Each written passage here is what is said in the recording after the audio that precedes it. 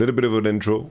I purchased coaching with Squirtle, who went undefeated in 2 different regionals, being up there as one of the best Riftbound players ever. And of course, he's an Azir player. I'm an Azir player too. I am, of course, looking to get better because I'm playing a Showdown in Spire. And any additional knowledge is, of course, very useful because I am indeed casting the regional qualifier in Barcelona. So we're keeping busy on my side. And this is, of course, the coaching session now with Squirtle to get me ready as much as possible for, of course, the Showdown in Spire. If you're there, say hello. I like interacting with people, so just say hello to me, and if you want a picture or whatever, just say hello. For me, it's humbling and always equally crazy when people come up to me. But I, of course, I don't want people to be shy, so just say hello if that's the case. And this is the episode. Hello. Hello. Nice to meet you. A big fan. Nice to meet you. I was there when you beat my homie Sean in the final. Oh. Nice. It's a small world. I'm an Azir player myself, so I'm looking forward to learn from the best. So you told me you're a casting premier, so you want to kind of focus on overall strategy or Azir or Vendetta, or just a normal coaching session? So I don't know what I wrote, but basically this is where I'm at right now. I am casting in Barcelona.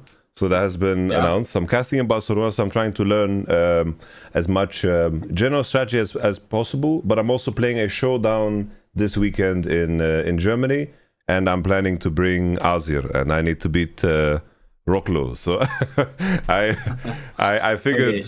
figured not to put too much because I imagine it would be confusing. I figured the easiest way for me to approach this is just. I'm telling you, I'm an Azir player and I want to get better. That's where I'm at. I think that's the best way. Speaking about Azir, are you playing what list are you on right now? So I've been using the version that you had, basically with the 3 death grips, and then I've just been trying. I swap out 2 cards just to try. I tried Steel Paws. I tried the make the base might of a unit into 5. I'm just testing out, swapping out cards here and there. I was testing out having Charm in main, but it's expensive. I'm judging, just small things there, pretty much. But if you told me that there's a list already, I would follow your list religiously. I'm still in the testing phase, to be honest. So I'm kind of like you. Azir is a pretty strong deck in its core. There are some cards you can just switch, like the GRs and such. Mm-hmm. So right now, allow me to share a screen. So right now, this was the initial list I made. Yeah. It's quite simple. In fact, this is wrong. I don't want to be playing a Scuttle Crab anymore. I have been playing an additional Hand Hammer. I also reduced Death Grip. This is doesn't need to be correct. My goal here is to understand what's the kind of the role of every card.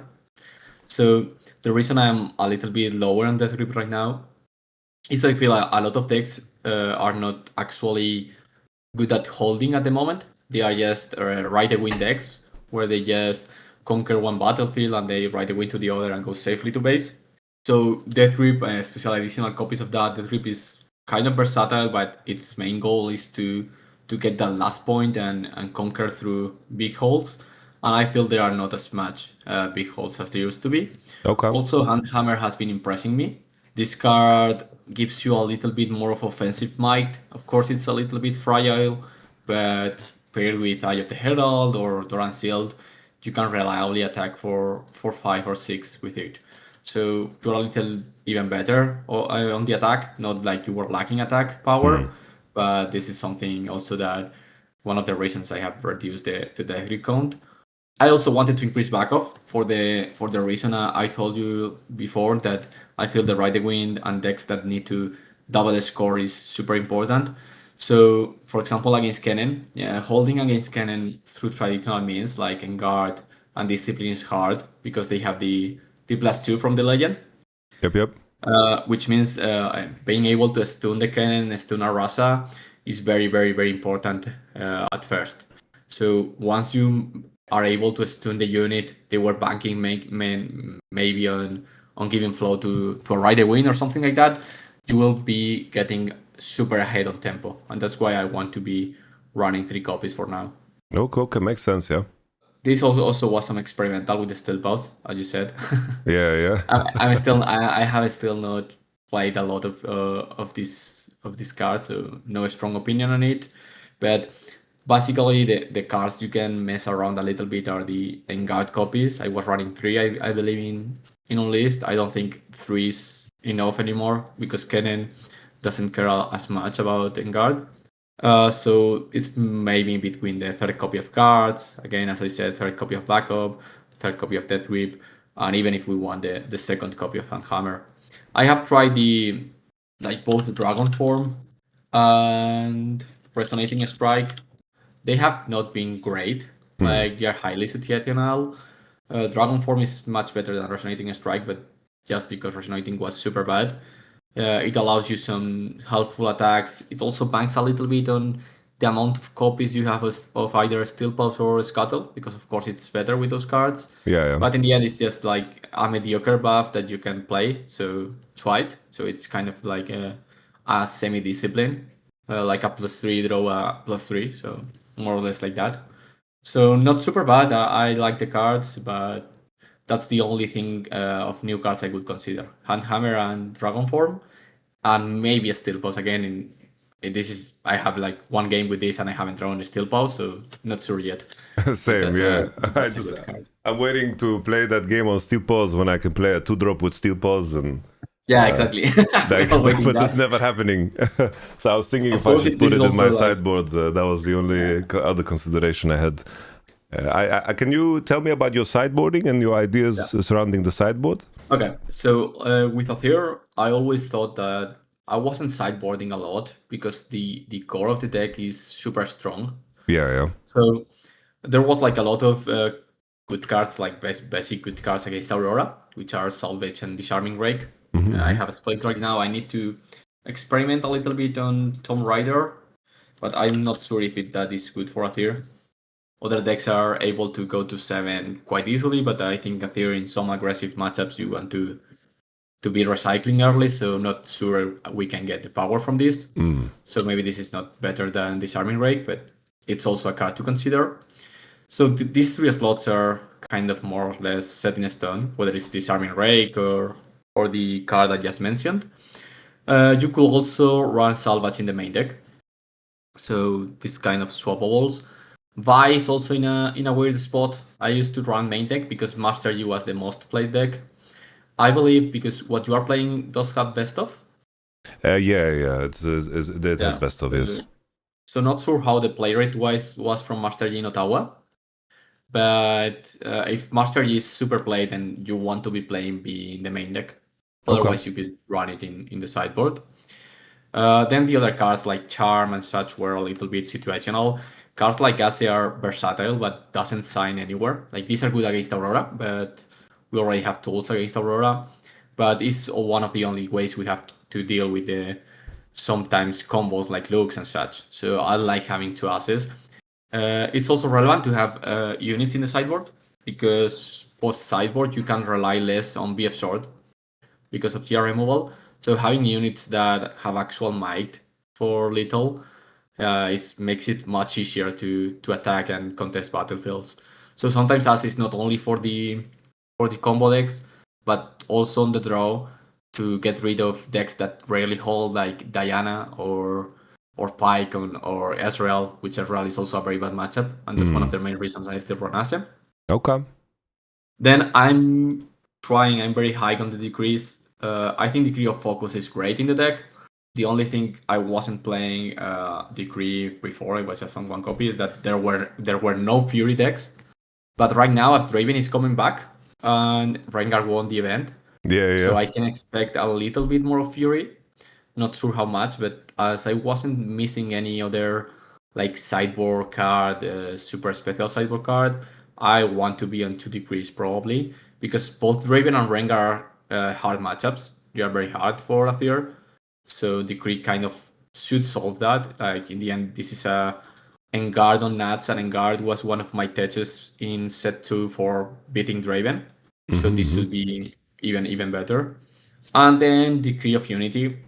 The thing with Azir, as I told you before, and it's important that I wasn't like using all the sideboard slots in all the matchups. So I think I'd rather have cards that are super good when they are bringing, and that's it. I don't want mediocre cards because I don't want to be siding out my main deck that much. It's not like other decks where you have dead cards in the main deck and you want to side them out.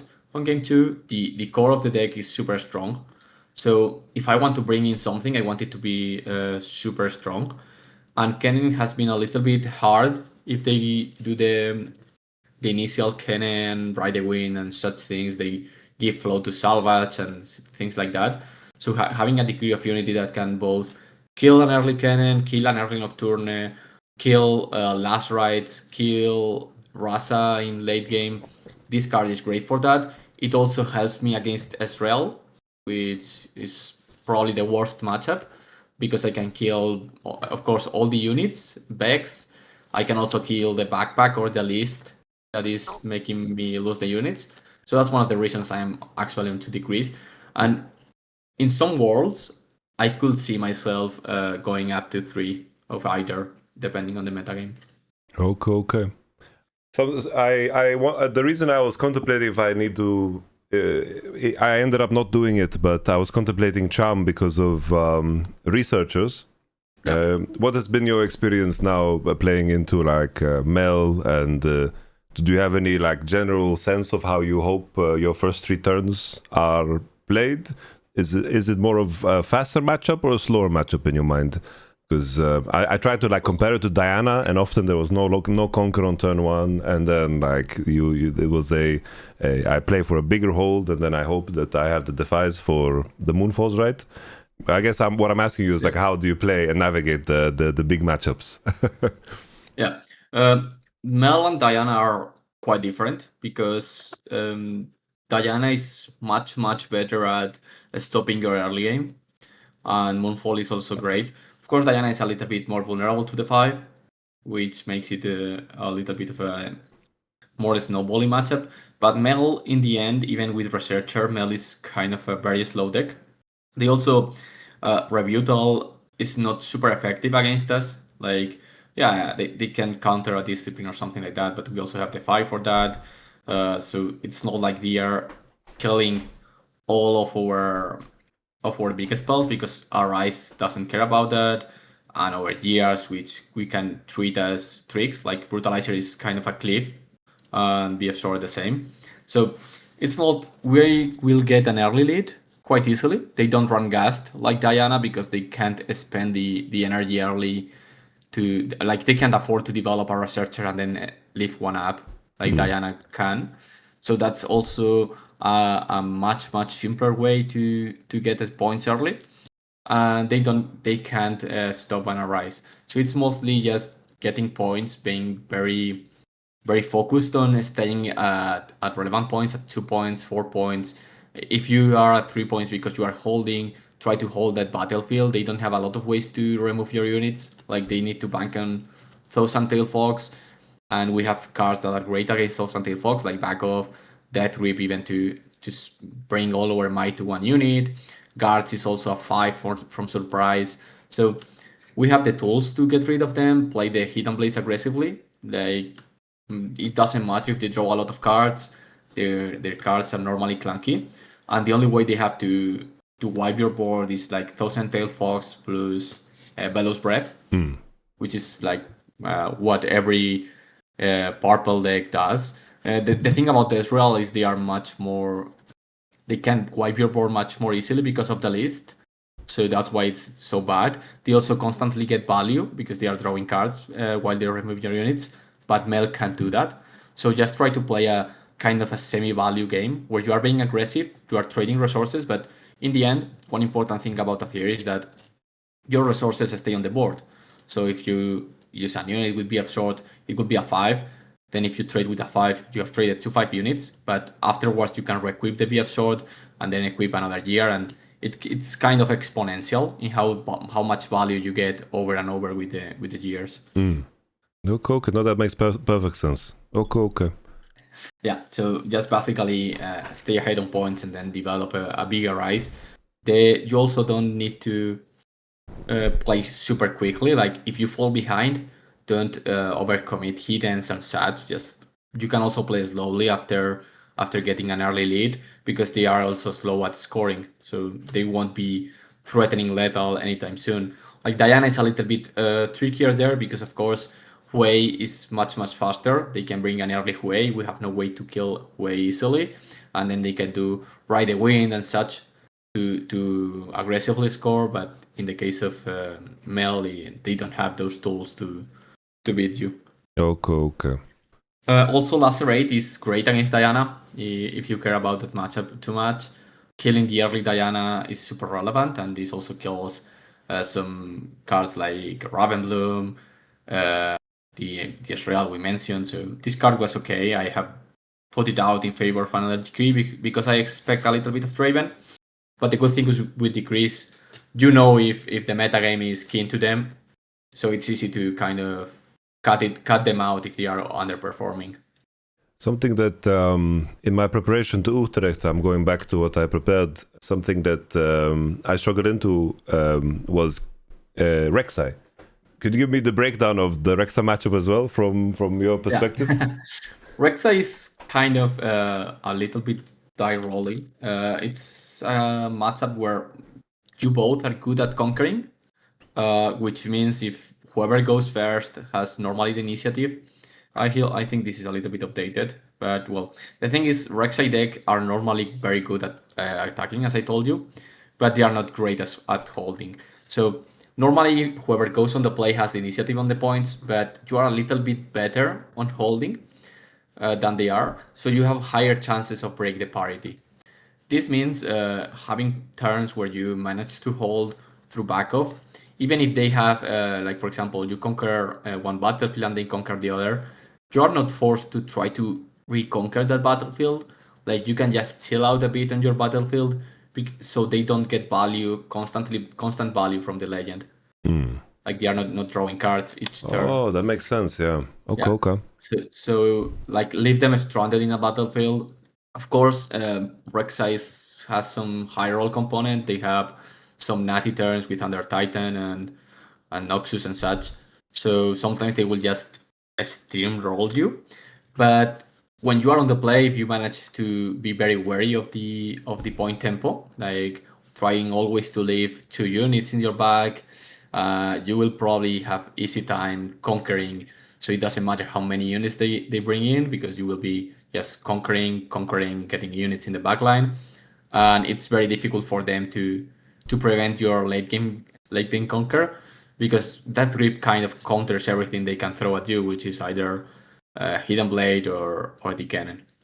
Okay. This is I think that there should be better Rek'Sai lists in the Ottawa. This is like a very old version, but I believe the only hidden cards they can play for preventing a hold are these. Maybe Key Barrier, but this kind of sucks. So it's not like they have a lot of tools to prevent you.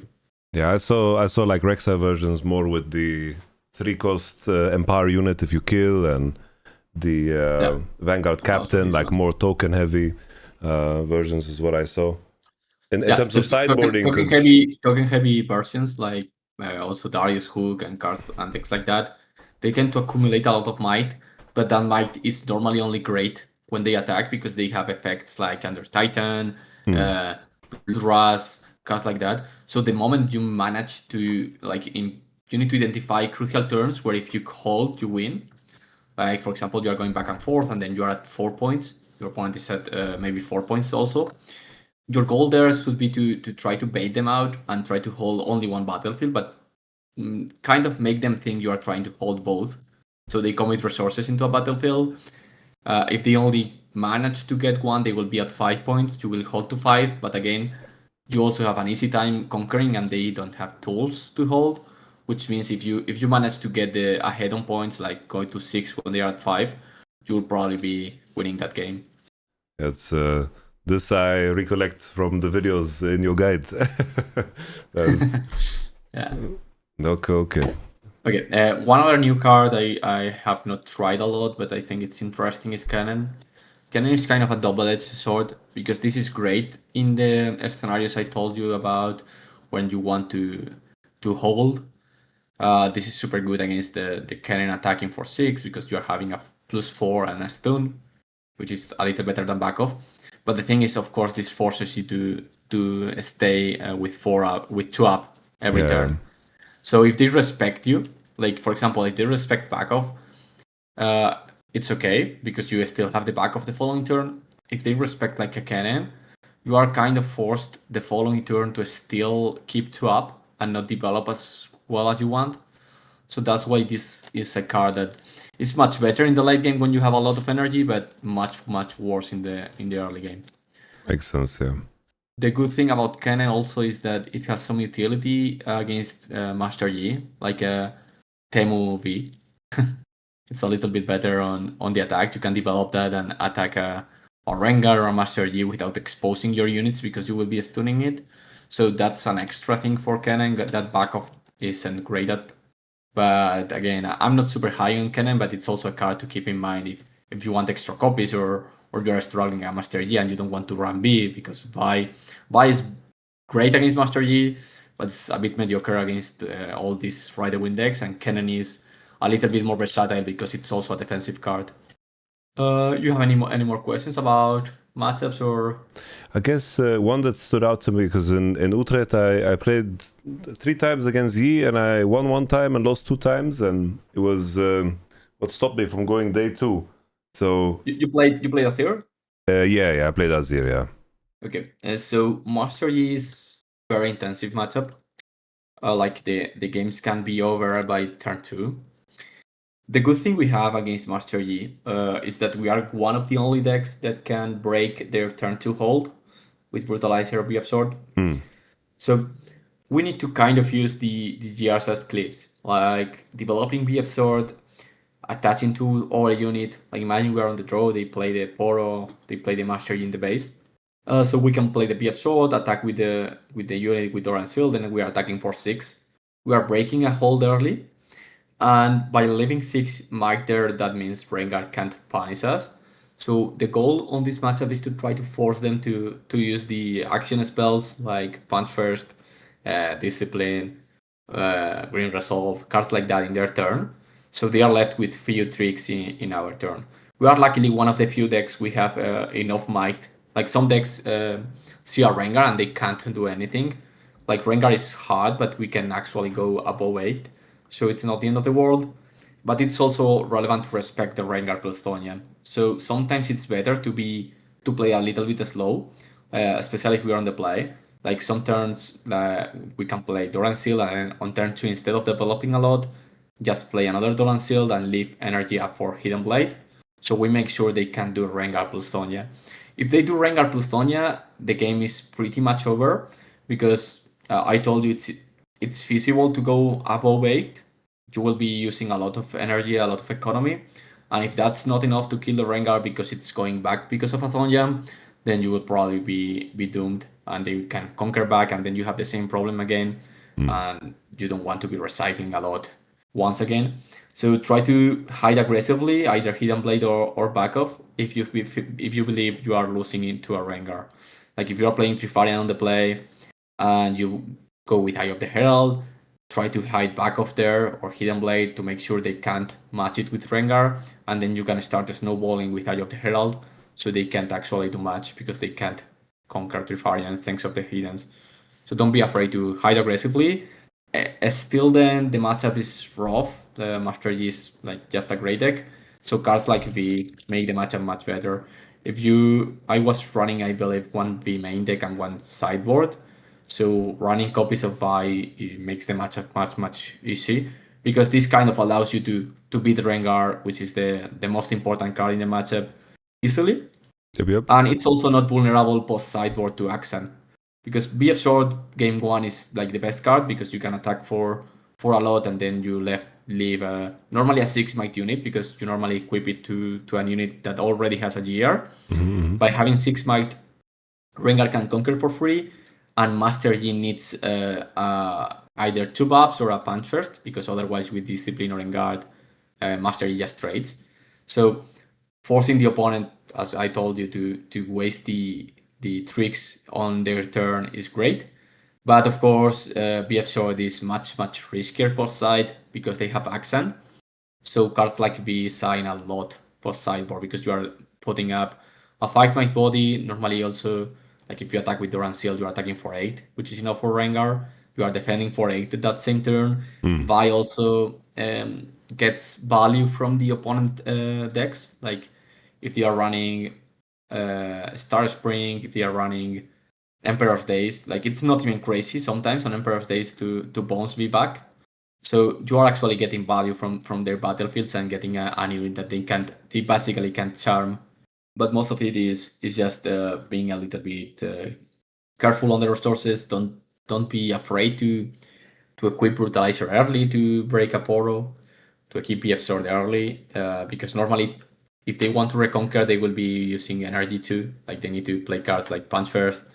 They need to play a Sabotage for your Arise. Rengar is the best card and it's also an orange, and the 5 for your tricks. So normally whenever you are recycling a lot, they are also recycling a lot to contest back. I'm trying to think if there's other decks that are painful, but please lead the way. You are the one coaching everybody, so I don't want to get in your way, you know. Okay, I believe we can do the Master Yi if you were struggling in the let's do it. Yeah, let's do it. Let me just double check that my deck is up to date. Helm of Suppression just sucks, right? This card is just ass, right? Which one? Sorry. Helm of Suppression. This gear that increases the cost of spells. It's only good against looks, and that's it. I guess there wasn't like a lot of Master Yi in Ottawa, right? First best stuff. Sorry, can you repeat? There wasn't a lot of Master Yi in Ottawa. I'm not so sure actually. I think the number was surprisingly high. I think Cannon was most represented. So Cannon was the most. Azir was the second, which is is it Ottawa? Yes. So Yi was 4.7%. So 4.7. Yeah, 27 yes. I think Master Yi will still be relevant despite the best of. In the end, I think it's still probably the best deck. I'm surprised Azir being so high, to be honest. Wait, the best of played triple handhammer and triple handhammer. Damn. Like I'm not entirely against that because, as I told you, the guards are being a little bit worse because they suck against Cannon.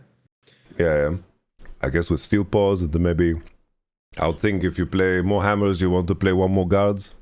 No, I mean I was talking about Master Yi. Oh shit! The hand hammer in Yi.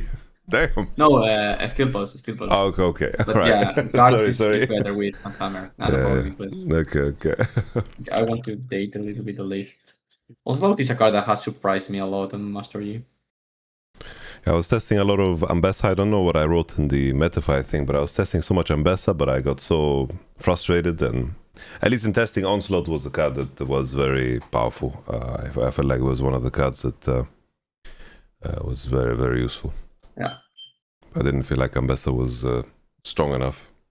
I guess another thing that I was thinking about was like I know the basics of what I'm supposed to mulligan for, right? Whether it's like the BF swords and on Hall of Legends to just look for the double 1-drop gear, but I don't know. Like often in the other cases, I don't know.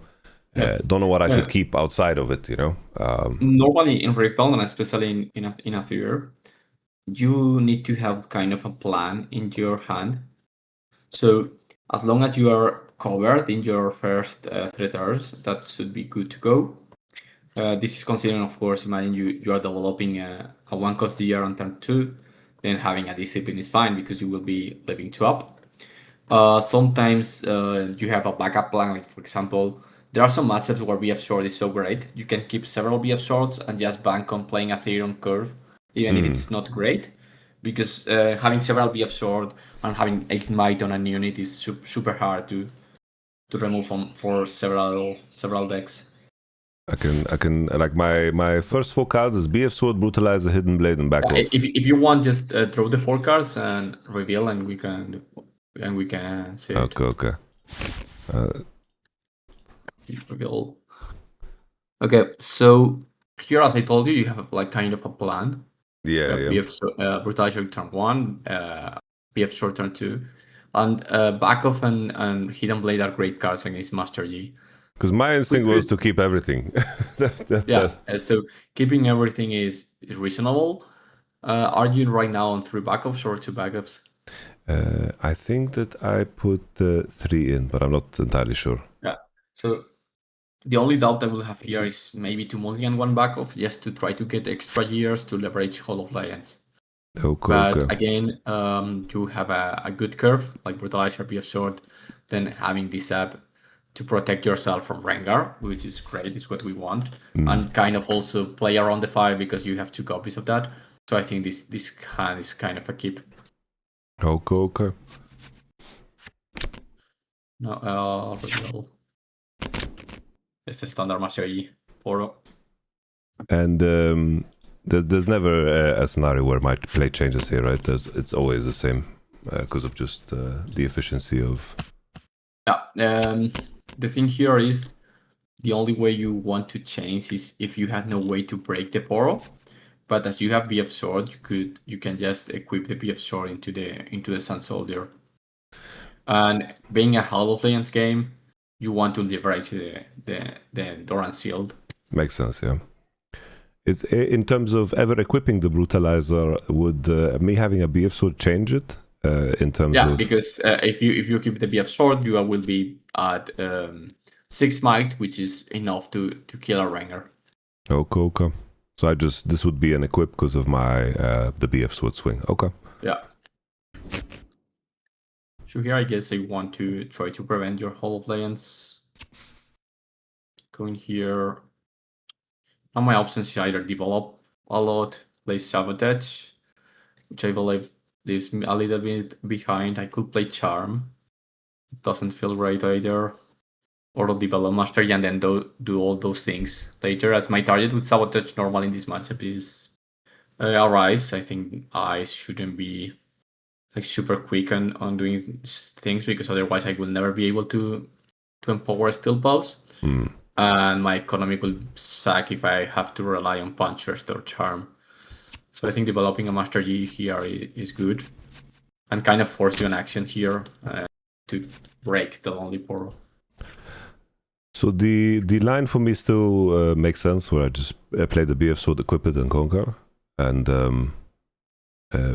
just leave a 6 might unit there to make a token, and then the question is this already like if I go down to 3 runes, should I hide the card at this point?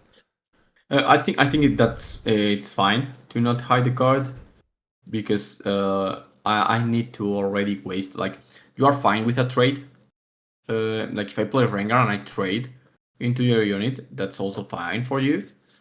If I waste an additional trick, I will be tapped out, and you have Brutalizer plus BF Sword, which means you can break through anyway. So I think you should play a little bit of economy here and not play a hidden card. Okay. It's also relevant, like, to keep in mind the opponent's energy. Like, for example, if I was super aggressive in another turn, like if I'm playing Punch First the following turn, then you can be a little bit more aggressive, but always try to match your opponent's resources to not fall behind too much. Okay. And does the theory change in regards to being first or second, and in terms of does the decision making change if I would be going first? It's more or less the same, but the problem is, of course, you can't get this might as easily. There is also lines with Hall of Legends where you don't care if your unit dies because it's replacing itself. So you can be a little bit more aggressive on the Hall of Legends and just equip might on the backline. Against Master Yi, I always like to have this extra might in the battlefield because it forces me to enter. Like if you have this on the back, I can conquer and then we trade. But now by doing this, I'm kind of forced to be the one that is acting. Makes sense. Yeah, makes sense. Okay. Okay, here want to conquer, I guess. but my only good way is punch first, which is not nice. I could go to 2 and try to chill out. Just Or ever even a steal Yi everything from you. into Starspring with your steel paws? Yeah. Probably I here will try to destroy all your units if I can. Like I could do Rampage, kill the Sun Soldier and give +2, then Charm, but then I die. Like, so probably I go here anyway. I don't want to be committing on that battlefield yet. Okay. Go to 2 points. Probably play the Sabotage at this point to see your hand. Okay, this is an interesting spot because, of course, these cards are great against me, but I don't want you to be carving units, which is Doran Sealed. The good thing about not attacking this battlefield is you wouldn't be getting value from Hall of Legends. Mm-hmm. But of course, this card kind of beat what I want to be doing in this battlefield. I guess I can expose small units there, so not the end of the world. So I probably will just get rid of the Doran Shield and try to make if you draw a Rise, make it a little worse, and if you draw an extra trick, you are left without nothing. Okay.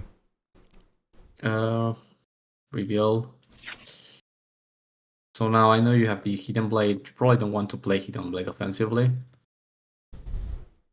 Could also remove the Sun Soldier from there. Really develop a board. And leave it like that, and I have a Steel Post to attack. And pass. Okay. Here, my instinct is just to... my rationale is to just develop my Azir. I don't see much else to do. And then the only question I'm thinking is if I should just keep the unit here to maintain a hold and on this turn hide a card. I think you always want to maintain the hold, yes. I don't have good ways to enter, and also this is one important thing in the game that is trying to think about what the opponent could have by how they will be playing. So I haven't tried to contest this Sun Soldier the last turn, which means either my hand doesn't have a lot of tricks, or I just don't want to play those tricks yet. So you can assume that I have no ways to attack the Sun Soldier. I have a Steel Pause, but if I empower it, I will be spending all my energy, and you have then ways to punish me with Enguard, punish me with Hidden Blade. So there is no reason at the moment to go back with the Sun Soldier. Like, if I conquer you there, you will be getting the equipment, the gears back. So that is nice. And if you let me conquer for free, I will go to 4 points no matter what, and I will have not committed anything, which means I can use my defensive tools much easier. Okay. So my rationale here then, I would develop Azir. I'm hiding back off, and I keep 2 open. That's how I would see this. I think that's a good way to proceed. Okay. So I'm gonna play Azir in base. I will recycle a green to hide back off and pass. Yeah. Okay. So here I need to try to of course go to 4. I'm not sure if I have like some ways to break you without committing a lot. I guess I know your hand step for the Defy, so I can assume that's either a backup or a Hidden Blade, which means using Rampage is nice. But of course your unit is super big, so I have no way to do it unless I play Punch first and then play the Rampage. I'll be scared about getting charmed out. This play scares me when I play against Yi. The thing here is I want you to understand how you put me in bad positions by just leaving the unit here instead of letting me conquer for free. Because otherwise I could just like conquer, pass with everything up, and then the question what to do is on you. And that's super hard to answer because this is a 6-mate body and you have no ways to actually beat it comfortably. Yeah. Because my thinking here is like it's easier, right? Because I have your hand knowledge, but I would think that I have to... I probably play the Charm. I have to defy your charm, and I have to discipline your rampage if that for some reason would look to be the break. And I guess I'm happy. I have answer to everything.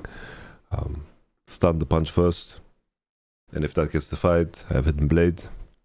Yeah, I think I need to kill that Sun Soldier, but like every interaction I do is rough because you have these 2 cards I know of. So if I go here, I can do the Rampage on the Azir, try to kill it, but then you have Engard, and I need to waste the fire, and I don't want to do that. It's quite a rough decision, to be honest. Like, I'm also tempted to just try to hold the Star Spring, power Steel Pulse, and then force you to use the Hidden Blade offensively if this is not a Hidden Blade, and then if it is, you have no ways to actually conquer well. I could also Charm in the backline, but doesn't feel great. So probably I just will on power Steel Pulse, get some extra might, keep getting resources. Now for the following turns, my Rampage will be a little better. Maybe I don't even need to expose the Master Yi and just let you conquer. I don't think that's great. I think I just leave the Steel Pulse there. Defend for 9, but you're not gonna attack with Azir. Nah, this is fine. You will get a point, but I think it's better for the future. Okay. Just so I understand, the Steel Pause, if you left the Steel Pause, what would be my best line to break the 9? In this case, I will probably you want to attack anyway with Azir here. Like, this 4th point is the same, so it's kind of the same line because you are attacking with Azir plus this, which is 6, and I am only killing one of your units. Okay. So I didn't win anything by leaving the Steel Pulse here. So that was like the main rationale, and the Poro kills the Azir. So the rationale behind leaving the Poro is that I force you to guard. Of course, now it's a little bit better for you, but that was the main reason. Okay. Okay, so what's the play you are doing here? Yeah, the only thing I'm thinking, if I just kind of want to keep the hold because I don't want to waste the hidden card, so I will just keep it there. And now I'm thinking if I should, like, based on my hand, I'm thinking for sure I should make a token with the Soul Sword. That's for sure. And then the only thing I'm thinking is if I should be equipping the Soul Sword to my Azir and then going into the battlefield, or if I should just play the Angad. This is my thinking right now. Yeah, equipping the Soul Sword is better. Okay. You are in the end you are wasting one cycle for drawing a card, which is Engard, and giving +1 to the Azir, which is also relevant because now it kind of trades with the Steel Pulse if you run the Engard. Yep. So that's also good. Here in terms of sequencing, is there any like I movement normally I would like do? better. Like right now, it doesn't. Like normally, you do the Azir the last thing, because in mine you were attacking with extras and soldiers. If someone dies, you want to get back the BF short or whatever. Makes sense. Right now, as I'm tapped out, it doesn't really matter. Okay. Yeah, the only thing I was thinking if it makes sense to move the brutalizer, but I guess that range is just so important against certain cards. Against Rengar, that is a very good defense. Okay. So I would just equip, and then there is the move trigger, but I will not bring anything. Yeah, this dies. Okay. And I just, I guess I just have to leave it at that, right? I don't have anything else to do. Okay. Well, this feels like a scary turn. Yes. Like good, very good draw. So I will go here with the Steel Pulse. Because from my position, right, it's like the big decision here is the Hidden Blade. I think you always start with Engard. All right. You are fine. If I lose this Steel Pulse with Engard, you are fine. You need to also know that I play the Sabotage, which means I normally know your hand. So I probably am playing something else for matching that Engard. I'll try to play a Discipline on top. And then at this point, I guess you need to play the Hidden Blade. Otherwise, that the Steel Pulse would be nice. Okay. It will happen like a Defy into Defy, but And then that's fine for you. The decision of Because what to Hidden Blade, I have to Hidden Blade the Steel Pulse, right? Yeah, it's very rare to want to Hidden Blade your unit. Okay. I know it's something that other decks does a lot, but I rarely do. The only scenarios I sometimes hidden my unit is when you, of course, use it as hidden and they like overcommit into a battlefield or player removal. But that's mostly it. Yeah. Okay, so my Steel Pulse dies. How would you rate this state of the game? I mean, I have a lot of cards, but I don't think it. I mean, it's favored for me, but the good thing here is like you need to understand that at this point you are just in a bad position, so you need to try to kind of maintain the even score because I'm at 3. Like you won't be winning me from value. So you have Brutalizer and BF Sword, which means you can probably reconquer. And if you manage to hold here, even one battlefield, that would be super bad for me. So I need to kind of break your math right now. The deck also has like a super good top decks in the form of Arise and such, so it's not super good for you, but it's also not as bad as it may seem. Okay. This is a 7. I know now this is a back off because of the Hidden Blade in was dire. I probably need to play the punch first here. Because I would think that you play punch first, swing, and just rampage the unit on the other battlefield. Yeah, exactly. So I want probably to go in here. No, wait. Because you have the back off. I don't want to waste the thing. Yeah, I need to go here, of course. This kind of sucks for me. It is what it is. Then we fight.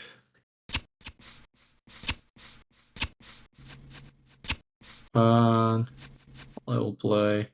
I think Athonia is a little bit better to protect my unit. Yeah. Okay. Thing is here, even if I have cleared your board, you still have like the might to conquer back. I didn't find a gear. Unlucky. Yeah. If you had found a gear here, that would have been great. Okay. Yeah, gear would have been nice. Holy. Gear would have made the position so good. Okay. So I'm thinking I just have to do the double equip and yes, you double equip, you conquer, you could go to 6.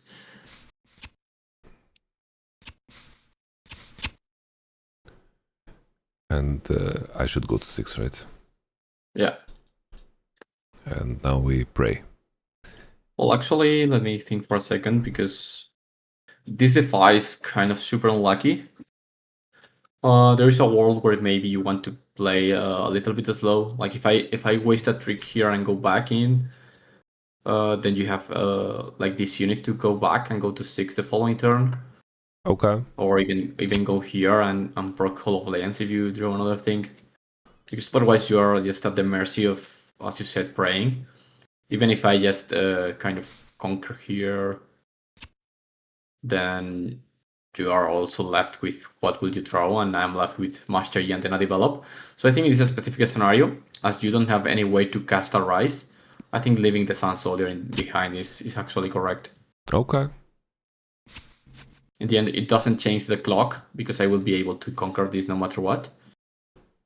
So I actually need to have a way to remove this Sun Soldier. Oh, I like that. Yeah, that makes a lot of sense. Okay. No, for sure.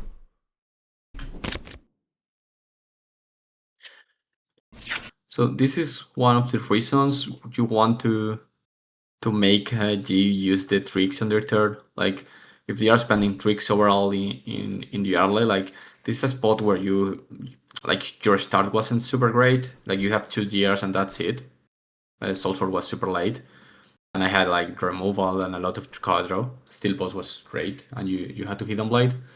But right now I don't have like a good way to enter that is not like charming your unit back, which is something I don't want to do. I'll try to kind of find something. I got this, which is super good. I guess I am forced to do it at this point. I have one up. Well, I play the punch first, and I will try to conquer here. Yep.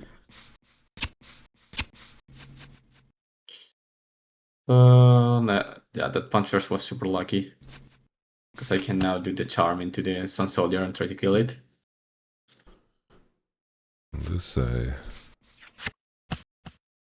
Yeah, you're forced to defy, and then I will just defy it. Yep. And play the first mate here. Holy. Yeah. That was a lucky top from the Scuttle. Like, if you think about it, it was that exact draw, because otherwise I don't have enough energy. So that's one of the reasons I told you, like, even if it seemed to be in a very bad spot, you weren't that bad. Like, this game was against Master Yi on the play with Star Spring, which is hard. And I still had to be a little bit lucky with the Scuttle drawing my second punch first, because no other card would have saved me. Like, it was only punch first, because in guard I couldn't break your 6 might, and discipline or playing the second Scuttle wouldn't have worked because I couldn't play the first mate and such things to go to Hall of Legends and go to 6. Yeah, makes sense. Yeah, the onslaught is also very expensive, so it locks you out of things. Okay. So one important learning for this game, even despite the result, like holding battlefields with 6 is quite important. The problem with this matchup was you didn't have as many years to develop, so you ended up with very few units. I think it could also be, if we go back to the game, there may be a world where we wanted. Well, no, actually, because I sent the Boro here. Yeah, that was the thing. This game would have gone like super differently if the opponent goes like normally they go to a Star Spring first, because you could have present that hold in a Star Spring and they get value from Hall of Legends. So whenever you need to decide, like in the scenarios where I had 2 units, 1 in each, try to go for a Star Spring just so you free up Hall of Legends and get value out of it. Makes sense. Of course, you were unlucky and you didn't draw a year, but just to keep it in mind. In hindsight, in terms of the hand that I kept, right, the 2 hidden cards, hidden blade. I think it's still correct. The problem is like, because if you think about it, the chances of drawing another hidden blade or another backup are much lower than drawing some years. So we don't need to think about how lucky we were without drawing a year, because if you think about it, we play the game as we plan to. Like, we could have won to 6 with that plan. We're just lacking some draws, and we can't expect to not draw like anything in those draws. Like, we're drawing guard, which is not drawing a card, and then the defies, which are good in another spot of the game. But of course, there was like, we needed the extra year for getting the Hall of Legends proc. And if you had 2 units in the backline, which is something we can expect to, thanks to hidden BF Sword and Brutalizer, you can actually break through anything of mine. Makes sense. In terms of I realized like that Seat of Power got a lot worse, right, because of the fucking tentacles and all that jazz. But all these Ride the Wind decks. I'm trying Grove of the God Willow. Okay. Not liking a lot, not gonna lie, because also Grove forced me to play Trifarian on the draw, and I'm not that used to. I'm also back to, I haven't tried. So the 2 battlefields I'm trying is Orangeforge and Trifarian Warcamp. I'm not entirely sold either on Orangeforge or Grove of the God Willow. Like, Grove of the God Willow is much higher power level, but it's quite risky. So Orangeforge is much safer, but of course the value is much worse. I'm trying, and this is a new strategy I want to try, which is Orangeforge Game 1. Because Hall of Legends is so good, I think I can afford to play it post sideboard. And Orangeforge is much better when you rely a lot on GRs, like BF Sword. which means Orange Forge is a little bit better game 1 because there is no gear removal. So this is something I'm trying out. Like, I'm not entirely sure if I want to play. Like, if I play on Forge Blind, I'm not entirely sure if I want to play Hall of Legends on the play or on the draw. Like, these two can be played in both scenarios, so I need to test a little bit more to see what feels better. Or if it's just going Hall of Legends blind, Orange Forge on the play, and Trifari on the draw. So it's all the good thing about Azir is the battlefields, especially Hall of Legends and Trifarian, are very versatile. So it's mostly about what strategy you want to have with the third one. I don't think a Seat of Power is completely out of the question, because something that happens a lot with Azir, like for example in this matchup, your cards tend to have more value than the opponents. Like, there are a lot of games where if you draw 2 extra cards, even if your opponent and your opponent will lose, even if they have like 6 cards in hand, because your cards are super impactful and they leverage themselves. They are exponential. Your first BF sword is great. Your second is even greater because you are now attacking for 8. Cards like Brutalizer and BF sword go super well together. Your Arises are much better. You can get around playing cards like Engard and such, which I'm also exploring. Like, I want to try the idea we saw with Ottawa with the hand hammers and no Engards. But so the idea here is that there is not like a definitive answer with the battlefield strategy, because these two battlefields are so good. You can be a little bit versatile and mess them around to see what fits. All right. Yeah, I'm curious to try the triple hammer with less Engards. I'm intrigued. Yes, the Engard has been feeling like quite meh. It's good. It was good against Riot. It was good against Draven.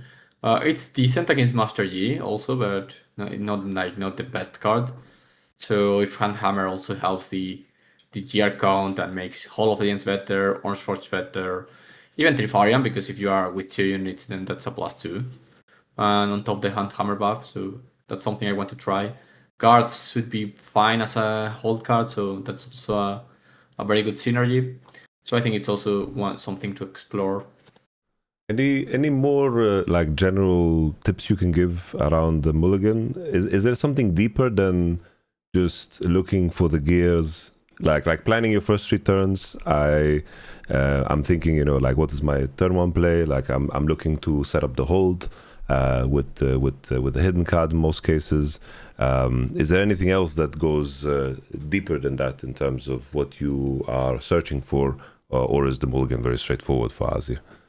Not really. I like having proactive cards rather than reactive. Like the specific scenario with hidden. I know in this game we did they kept 2 hidden cards, but it's just because these cards are great in the matchup and we already had the curve.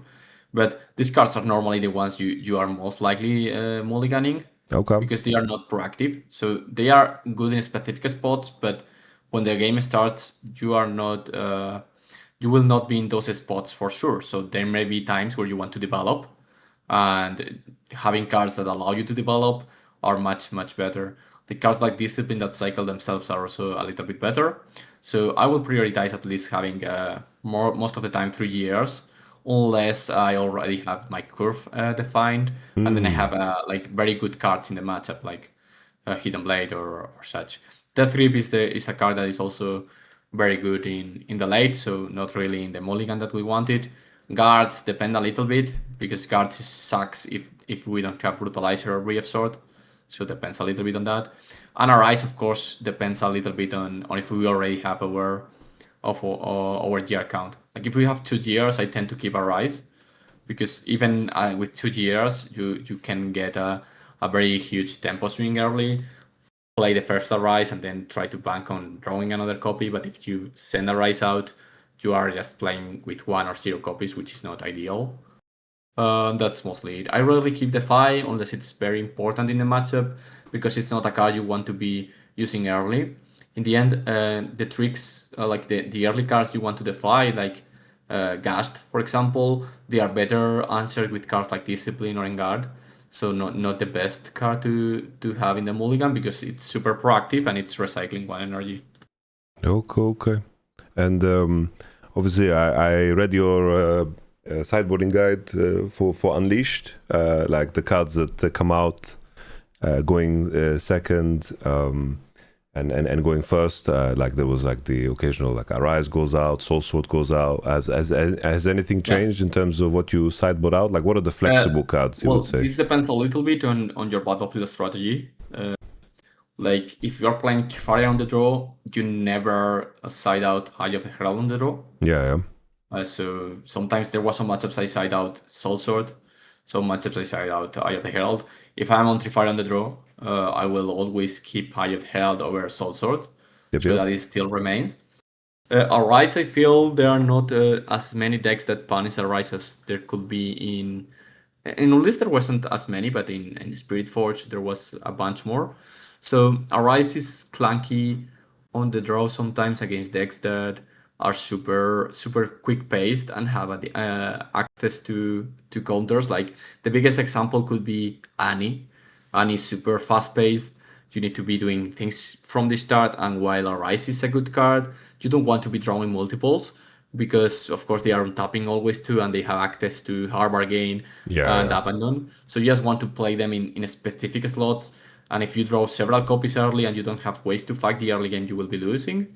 And that's similar to decks that have a lot of GR hate and also access to those, like Irelia.